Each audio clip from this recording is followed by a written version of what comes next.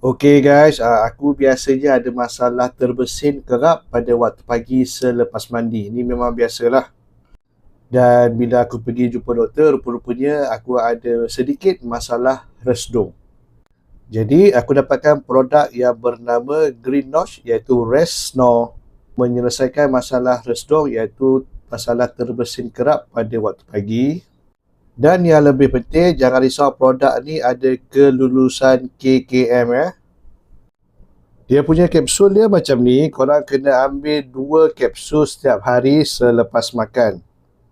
Kandungan produk Resnor ni diperbuat daripada campuran herba-herba dan sudah tentu ianya adalah satu rawatan tradisional lah.